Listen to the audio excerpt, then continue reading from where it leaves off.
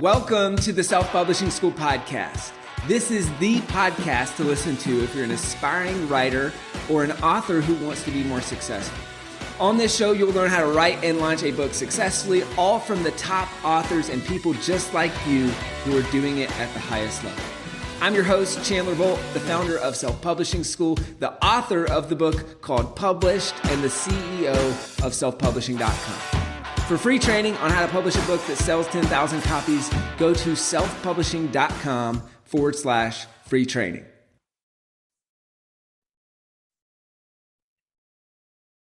Hey, Chandler Bolt here, and joining me today is my friend Dorie Clark. Dorie is she's the author of multiple books. She's got her upcoming book, The Long Game, which we'll be talking about today. She's got a book called Reinventing You. She's got a book called Stand Out, which was named the #1 leadership book of 2015 by Inc. magazine. She's got another book called Entrepreneurial You, which was named one of the top 10 business books of the year by Forbes.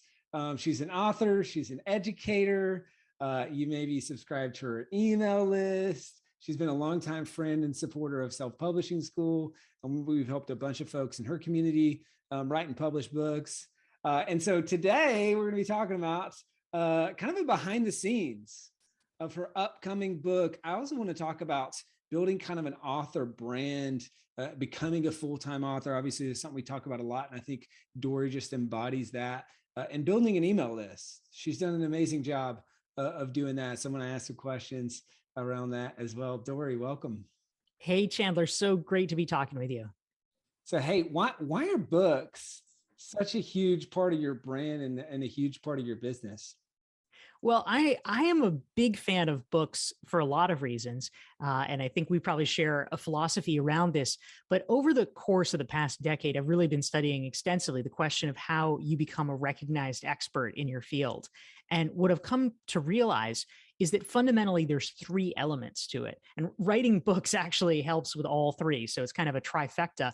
The first is content creation, because it kind of makes sense. You can't be a thought leader. You can't be recognized for your expertise if people don't know what your ideas actually are. So you need to share it somehow. And a book is a great way to do it.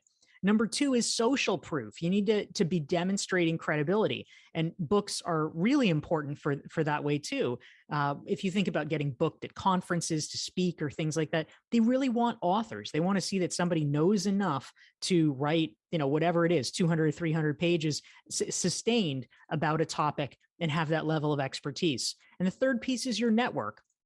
And obviously, writing a book helps you develop that, both because more people know about your work, but also for many types of books, you're interviewing people, you're interacting with people. And so it gives you a way to build your community and make sure that more people know who you are and what you do. Shoot, yeah, it's how we met. It's in the early days. I think I brought you on an interview for maybe like the Self-Publishing Success Summit. I want to say way back in like 2015. Back in the day. The work that you were doing, publishing books and all that good stuff. That's cool. And, I don't know if you've ever heard this story. It's super cheesy, but I like it. It's just the root word of authority is author, and you can't spell authority without the word author. And so you talk about becoming an authority on something and how a book's such a huge part of that. You've built, we talk a lot about becoming a full-time author, and people always ask like, okay, what does that take?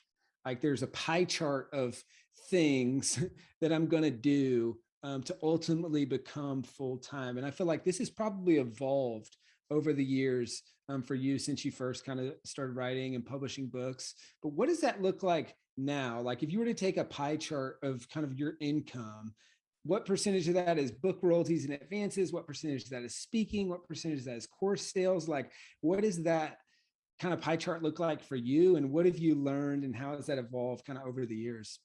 Yeah, absolutely. And full-time is obviously kind of an interesting question as well, because I think for most authors, we're not literally spending all of our time writing the book. So much of actually the part that's fun about writing books, it's it's some of the ancillary activities or the add-on activities that you get to do as a result of your books, like speaking or creating online communities or things like that. So in my case, the actual books that I write, I mean, it's frankly a very small part of the revenue.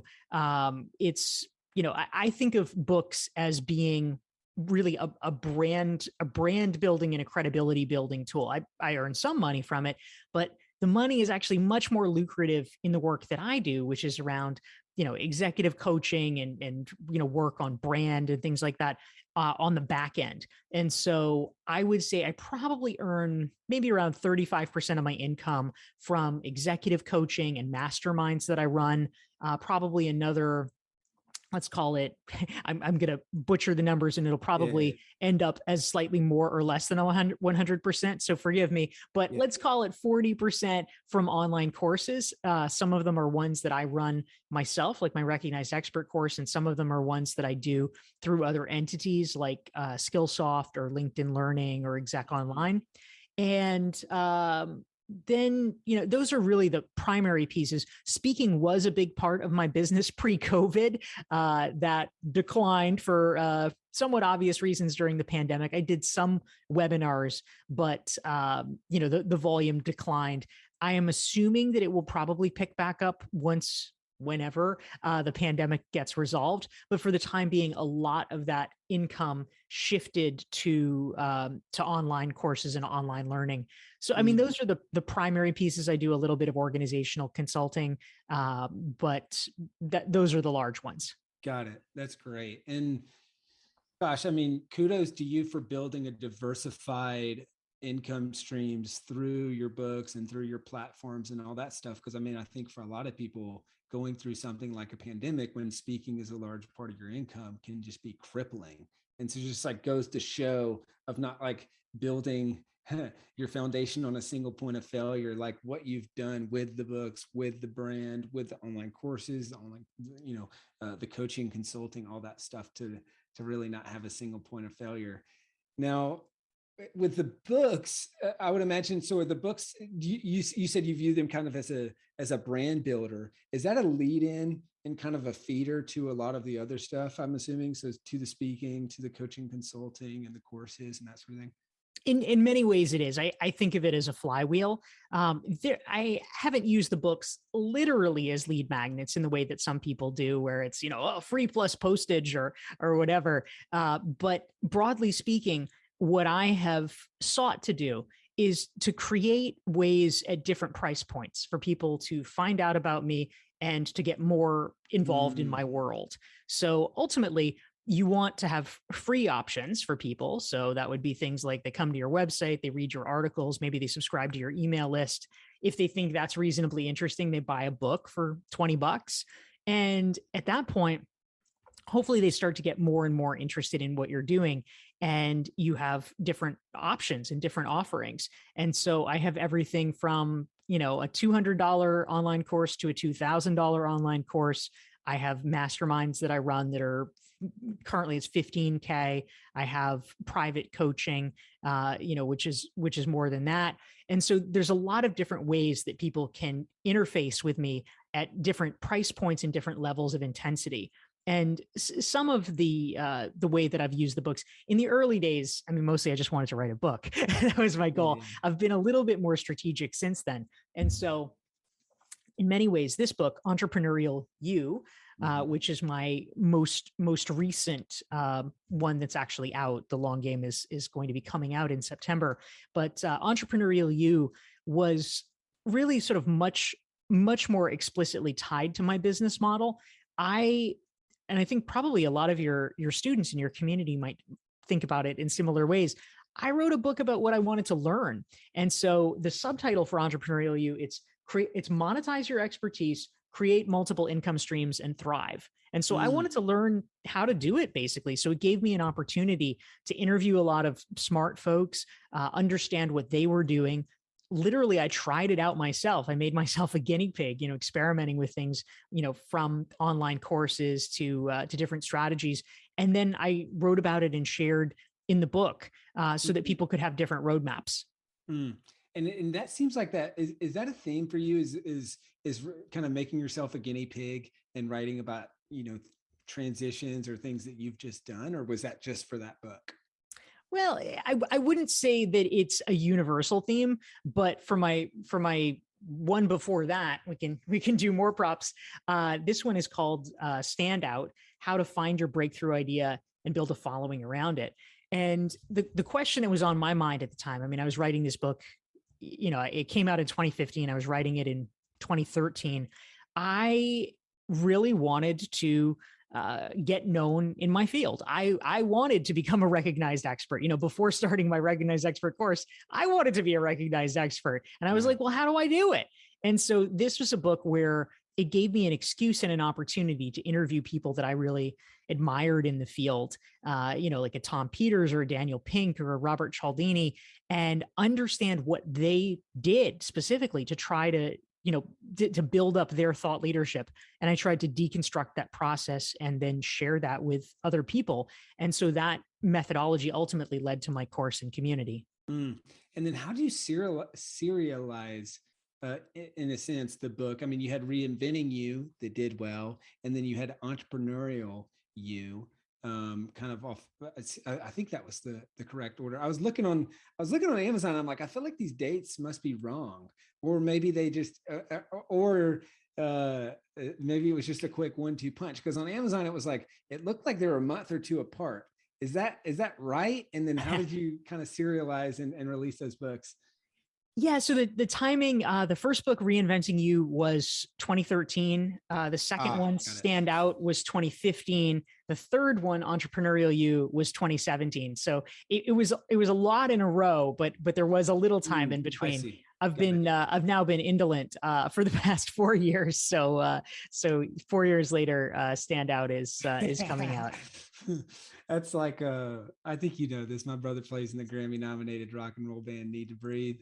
And that's like record schedules. It's like every 2 years or 3 years, and then you go tour on the album and all that stuff. And then you've got the Drake method, which is an album every year. And a stable of writers and all that. And I was just giving my brother a hard time because they released 2 albums in the pandemic. I was like, Oh, you guys wow. are on that Drake launch schedule. You got an album a year. So that 4 years kind of in the gap there. And did you relaunch Reinventing You at some point, or? It came out in paperback. So Got it. yeah, Okay. so I think in 2017 it was released in paperback, and I wrote a new forward for it. Got it. And it sounds like probably part of the promotion for Entrepreneurial You. That's exactly right. Yep. Got it. That makes sense. Okay. And now, so I guess coming back to kind of the present and looking ahead, because I want to talk about, a few things: building email lists, book launch stuff, all that good stuff. But I guess maybe more conceptually, you get this book that's coming out, The Long Game. How are you taking the long game with books as a whole? Well, part of how I'm taking the long game, I I was all about writing as many books as quickly as I could, as evinced by the publication schedule early on. Part of the reason I wanted to do it was, number one, I wanted to build social proof. I wanted to just get Yeah. a lot under my belt because I thought, that is a way to be taken more seriously, is to create more, hopefully, high quality IP in the world. I was also worried that the traditional publishing industry was going to collapse. And so I thought I should get in under the wire before it did. It seems unlikely to completely collapse, but it's a weakened animal at this point. But I figured, okay, once I had three, then I could actually my long game strategy. Actually, and I'm glad you're asking about this. You have to think in waves. You have to think in phases, and this is something I actually talk about in the long game.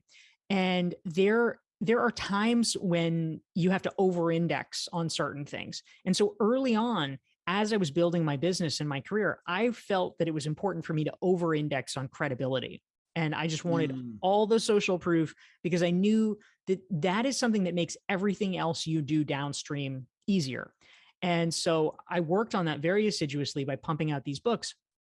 But then after Entrepreneurial You, I mean, essentially it's a book about making money, right? About multiple revenue streams. And I said, all right, it's time to shift focus here. It's time to monetize.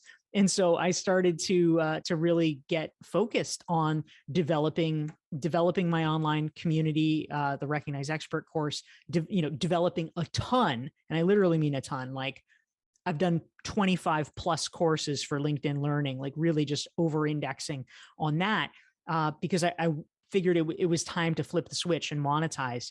And so now I'm back, 4 years later. I've had enough time to let new ideas percolate and sort of reshift the focus to other areas of creating new IP.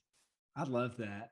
And we're very similar in that way, both in, I think, in approach and in just kind of, I did 6 books in 3 years, 4 years, Wow. like that. Yeah. And it was like, all right, cool. I'm not writing a book for a while. And the last one came out in 2016. And I'm Yeah. going to do an updated and revised version of my most recent book published. But outside of that, I'm not writing a book for a while. Like we're business building, we're scaling, we're growing, and all that stuff. But I like the kind of the blinders approach of like, all right, we're going to focus on a thing and go in on all in on that thing, and then build up critical mass to where when you move on to the next thing, that flywheel's still spinning, kind of as you said. I'm curious on the LinkedIn courses. Why LinkedIn courses? Is that a list builder? Or these paid courses? Like, I know you've got a big following on LinkedIn. What was kind of the strategy behind that, and especially behind doing all those LinkedIn learning courses? Sure. So there's a number of different online platforms that I work with. I mean, I'm just starting to do some stuff with Udemy, which has a business branch, and there's other ones. But my largest affiliation, my deepest affiliation, has been with LinkedIn Learning, and I would say certainly it is great for exposure.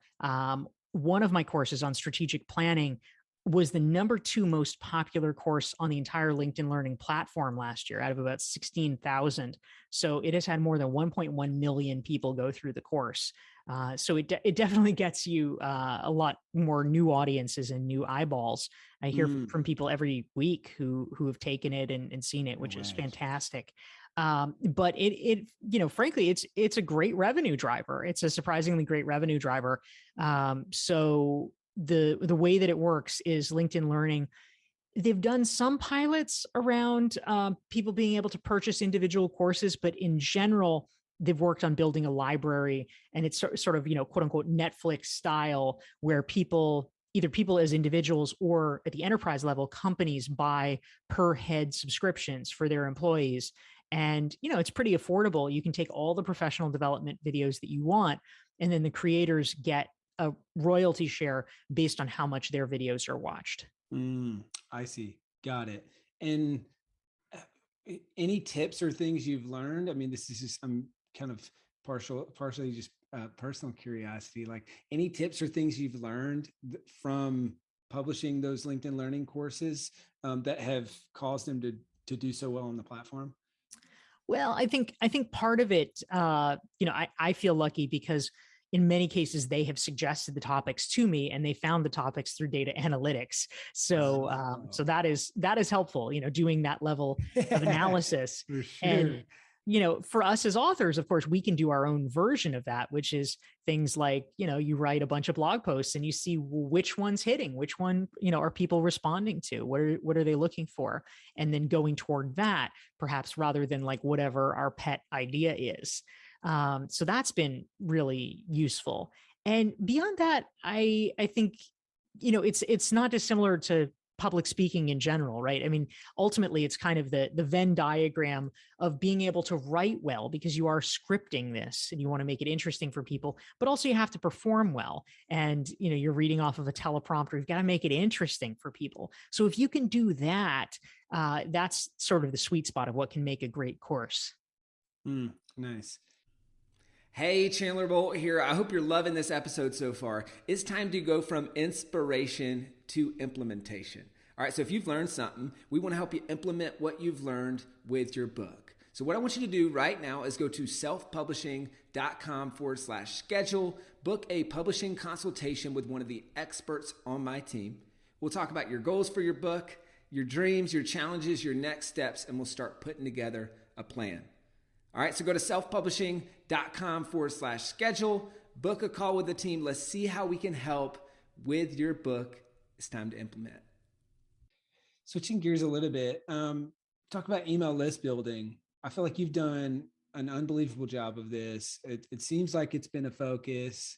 Like your email list has just grown over the years. And I think way back to 2015, when we first met each other, it was like, I want to say it was like 15 or 20,000 people. And then I looked at on your site today and it said something like 57,000 people or yeah, I haven't even updated that because I'm getting my site redesigned right now, but right now it's about 71 or 72,000.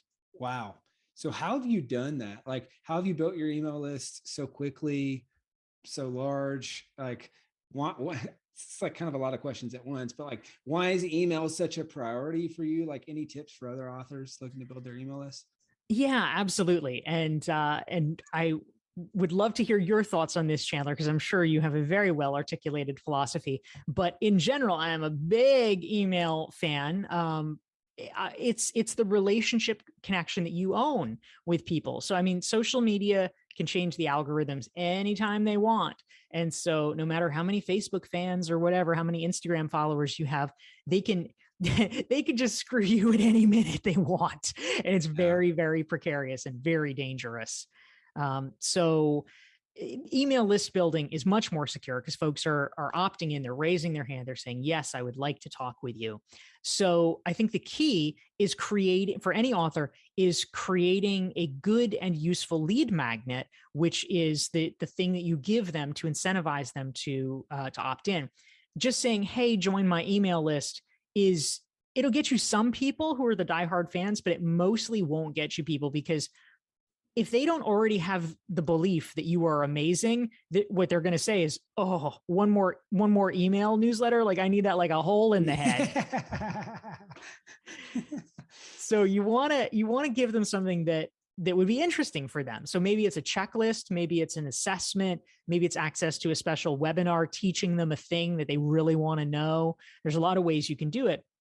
In my case, I've really gone the self-assessment route. And so for all of my books, I've offered different self-assessments so that people can really start to, ask themselves questions about this. And so, for instance, something that would be probably especially relevant for your audience, Chandler, is the entrepreneurial you self-assessment, because it's about how you can create multiple streams of revenue in your business. This is something especially apt for authors who often have portfolio careers about, writing or coaching or teaching, or, they do the online course. And so folks can get it for free. And this is the other key piece. You want to have an easy to remember URL so you can tell people and it'll stick in their head. So in my case, it's DorieClark.com/entrepreneur. And so any of your listeners can go there, grab it, feel free to borrow the format. Literally what I did, which is pretty easy and any of us can do, is I took the cover of the book, made it the cover of a PDF, and then at the end of every chapter, I have these ask yourself questions. And basically, I took many of those questions, not all of them because they weren't all relevant, but I took most of them and I put them into the document as self-assessment questions. Ask yourself this, think about that. And so it took me like an hour and a half to create it because really it's just, porting it over from the Microsoft Word document with the book. And then you have a graphic designer give it a once over and make it look attractive. And you've got your lead magnet. That's great. Would you say that those assessments, has that been, predominantly how people have come onto your email list, or has there been other lead magnets that have worked really well as well? In my case, I've really just sort of over-indexed on it. I've created self-assessments for all of my books. So each one has their own unique thing. For this new one that's coming out, it's DorieClark.com/thelonggame.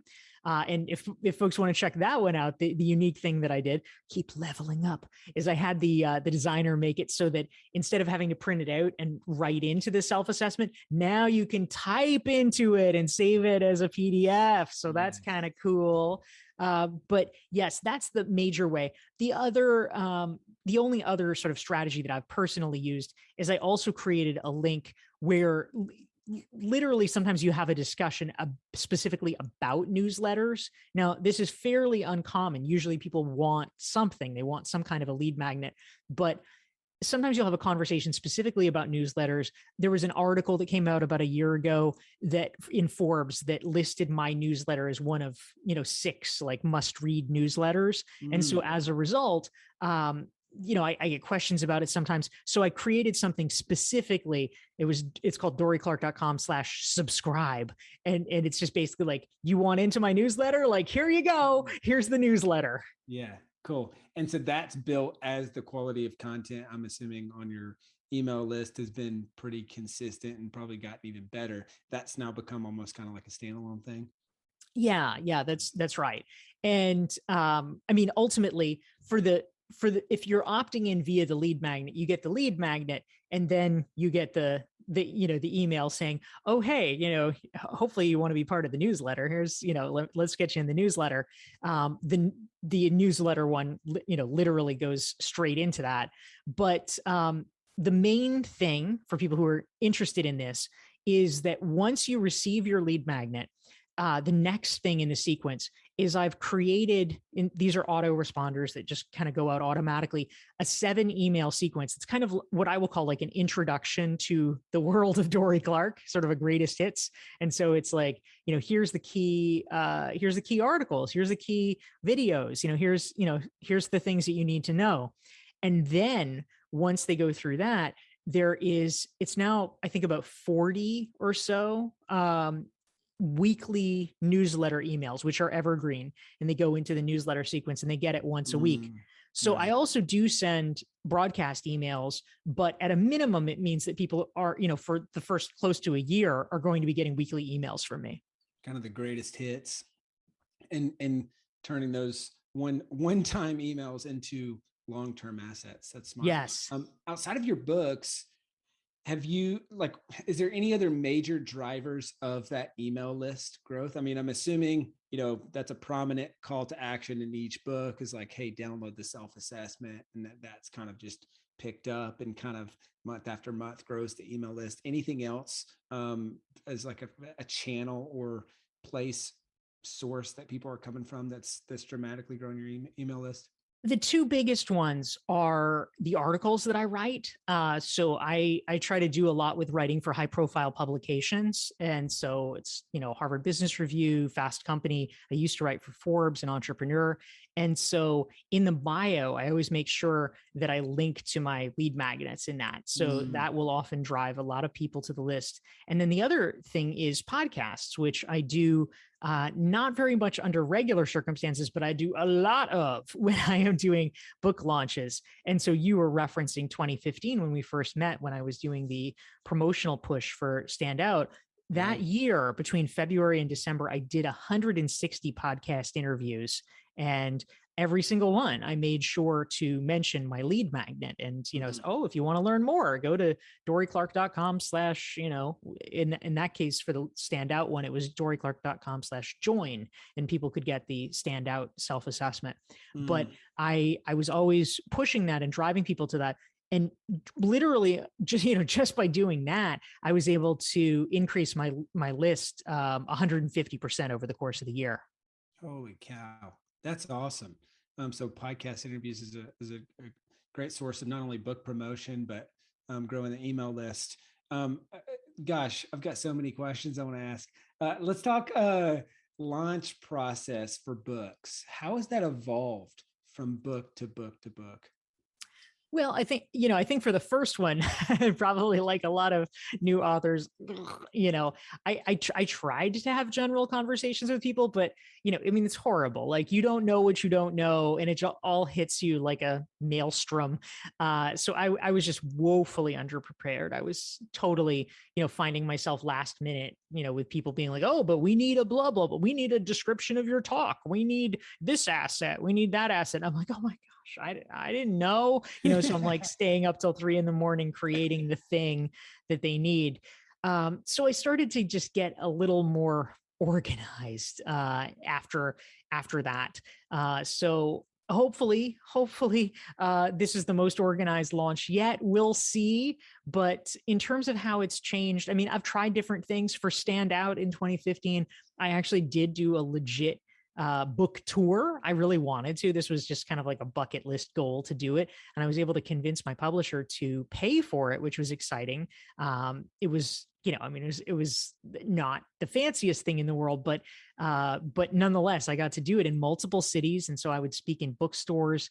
I spoke in New York, Boston, San Francisco, Seattle, and Los Angeles, Nice. and DC. So I kind of went up and down the East Coast for it, which was really cool. I have to say, in retrospect, that they're unnecessary.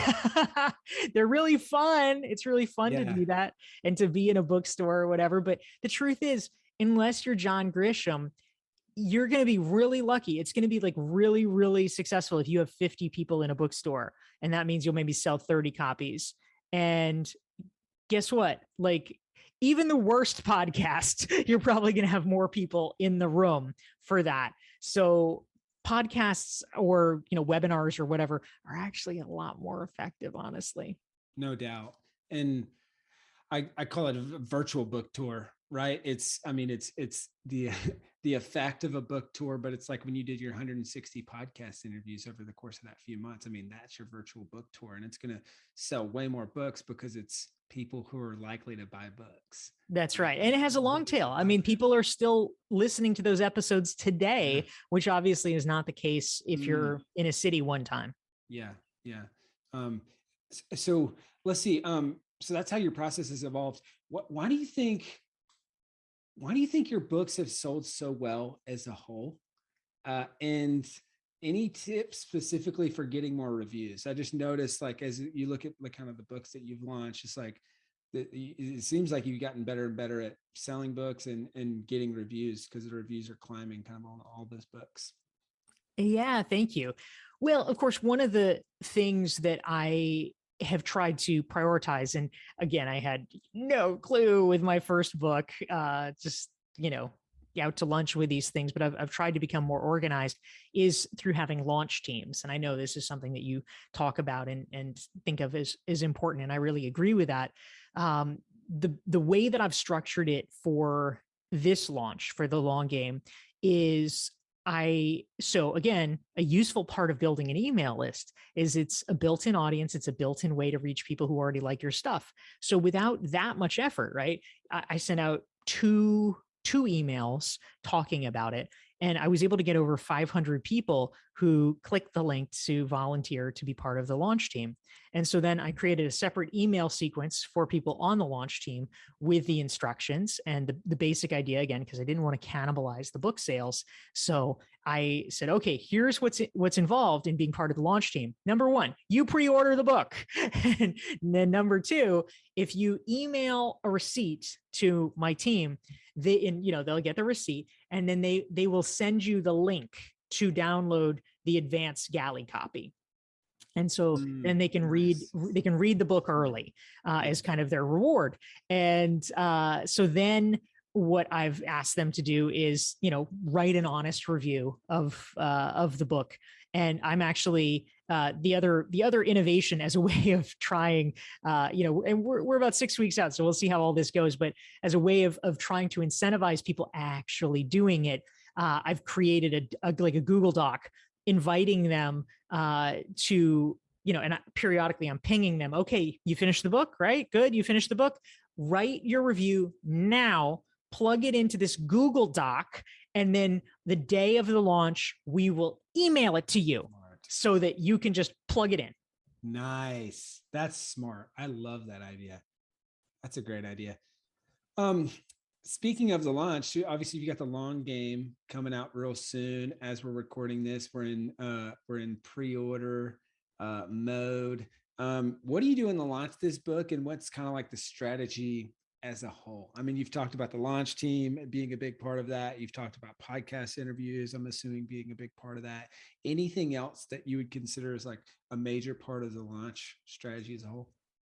Yeah, I mean, the beyond that, some of the things that I have done One of them is, because this is now my fourth book, it would not have been helpful earlier, like with my first book. But once you have a few books under your belt, something that is useful is to keep a list of all the reporters that have written about your book in the past, because they're kind of the low-hanging fruit that theoretically might write about you again. So I reached out to all of those people personally, and I offered them an advance copy of the book. So that's been a piece of the outreach, is trying to reach out to people who already know me and hopefully like my work, to send them a copy of the new book. The other aspect, of course, as we've talked about, is podcasts. So I currently have about 110 podcasts that either have been recorded or will be recorded through, say, October. So wow. There's a lot of that. Yeah. And then the other piece that I've been concentrating on is bulk sales as well, and reaching out to corporations. This is more relevant for some topics than others, but if you're writing a business relevant or business adjacent book, it could be. So reaching out to people in corporations that and essentially trading a webinar for a book purchase. Oh, interesting. So these bigger corporations, you're saying, hey, if you buy 200 books, or just as an example, like I'll come in and do a training that I would normally charge for your audience.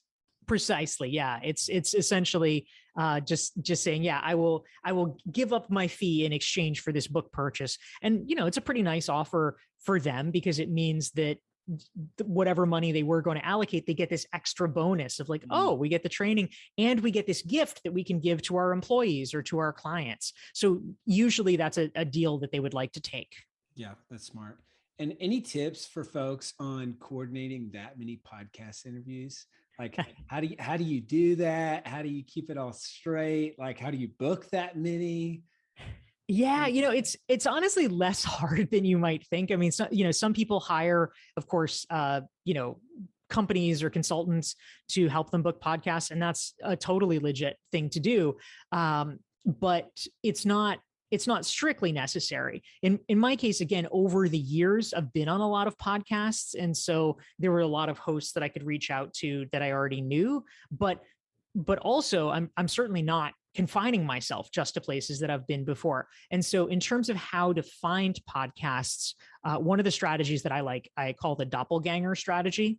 And basically it's finding someone who you feel like is kind of maybe just ahead of you in terms of where you want to be in publishing. Like they've written a similar type of book.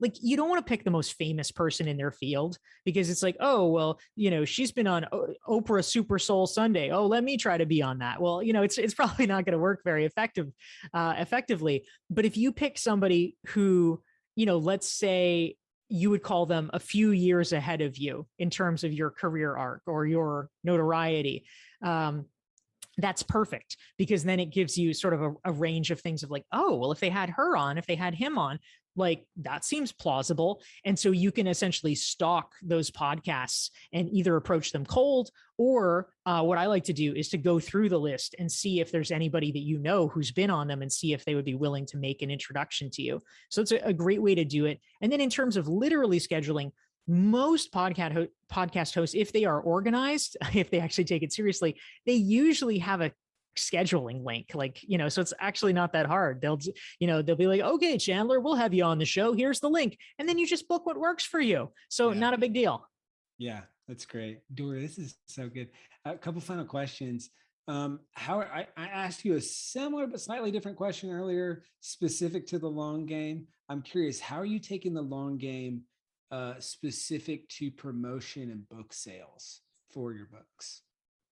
Yeah, when it comes to book sales and promotion, I mean, for instance, one of the things that I am really committed to, actually, specifically for this book, I think that something that I won't say did wrong, because that's a little too harsh, and I like to be self-forgiving. But something that I could have done better in the past is that I was very good for my previous books at really hustling and operationalizing around the launch, but I honestly think I stopped book promotion too soon. And some of the really inspiring things that I've heard, from colleagues whose books have done really well, like my friend Michael Bungay Stanier, whose book The Coaching Habit has been enormously successful. His self-published book, The Coaching Habit. Great book. I'm sorry. Oh, I was just saying, yeah, great book. Sorry, I interrupted your thought. Yeah, no, absolutely. He really, in talking with him, he said, I had a 5-year plan to promote it. Like, that's how long. Yeah. And I think that's what we really need to do, is essentially not jump to the next thing, but just keep going with it. And so The Long Game, I feel like, is the right book for me to do that. It's a book I feel very proud of. I feel like it also, for me personally, in terms of what I'm trying to accomplish in my business, is useful because it appeals to both a corporate audience and an individual audience. So it has kind of crossover potential. So I'm definitely not planning to publish another book for 5 years. That's for sure. I might start kicking something around, but do not expect another book until at least 2026, because I am going to spend 5 years promoting this book. Yeah. And it's on brand for the topic of the book. Exactly. and it's what some have called on the podcast the 5-year launch, which I kind of like. It just totally encapsulates that taking the long game with book promotion. Hey, Dorie, a couple final questions. Knowing what you know now, what will be your advice to the Dorie from 4 books ago, or all the other Dories who are out there about to write and publish their first book? Well, the biggest one we've touched on, which is the importance of building an email list. I really had no email list to speak of when I launched my first book, Reinventing You. And I think it helps. So starting now, if you don't have a lead magnet, create your lead magnet, get it up, get it going, so that it gives people a way so that you can stay in touch with them. So that frankly, the most important long game activity you can do of all is just build long-term relationships with people. The reason they're going to buy your book, maybe they'll buy your book because they suddenly saw it and they're like, oh, that's exactly what I'm looking for. But in most cases, the reason they buy your book is because they're like, wow, I've been following Chandler for 5 years and he's given me so much value. He's so smart. I can't wait to see what he's going to do next. I really want this book. And so that's the kind of long-term relationships we want to be building with our readers. I love that. That's great. Dorie, this has been fantastic. Where can people go to pre-order this book specifically, and then to find out more about you and what you're up to? I appreciate it, Chandler. Thank you so much. Well, this is certainly a wherever books are sold situation, but you can also get a variety of links to different bookstores and things like that at dorieclark.com/longgame. And if folks want to learn more, the website really is the best place. It's the compendium. I have more than 700 free articles available on the site that I've written for places like Forbes and the Harvard Business Review. So I hope they might be helpful. And you said dorieclark.com/longgame. That's it. Got it. That makes sense. And that's probably why /the long game is the self-assessment. You got it, my man. And in fact, I knew that people will probably screw that up in some way, right? But it doesn't matter because they can go to either one. the things that you only realize are strategically smart after you do 3 or 4 books, right? Well, guys, go to dorieclark.com/longgame, pre-order the book. This is a concept that I wholeheartedly believe in. And I think too many people are taking the short game when it comes to selling books, promoting their book, when it comes to goals that they have in their business. So you're going to want to pre-order this book and read it. Dorie, thank you so much. Thank you, my man. Always great to talk with you. Yes, ma'am. Thank you so much for watching or listening to this episode of the Self-Publishing School podcast. I know there's so many places that you can be spending your time. There's other podcasts that you could be listening to, YouTube channels that you could be watching. So thank you so much. It means the world. Now, I want you to do 3 things right now if you found this episode helpful. All right, number 1, I don't know if you know this, but we've got a YouTube channel. It's a companion channel to this podcast. All the video versions of the episode are on the YouTube channel. So number 1, subscribe to the YouTube channel. Number 2, if you're listening to this podcast wherever, whether this is Spotify, Apple Podcasts, number 2, I want you to subscribe to this podcast right now so you don't miss a future episode.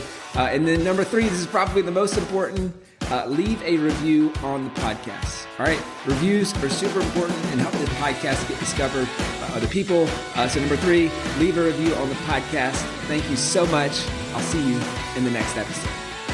If you're on the fence about scheduling a publishing consultation call with my team, maybe you're not quite ready for that, I've got some free training that I think will be really helpful for you. All right, all you have to do is go to register to sign up. Go to selfpublishing.com/free training. When you do, you're also going to get a free digital copy of my new book, Published. And on that training, you're going to learn the next steps, so how to implement with your book. So how to write, how to publish, how to launch successfully. So go to register right now at selfpublishing.com/free training. I'll see you there.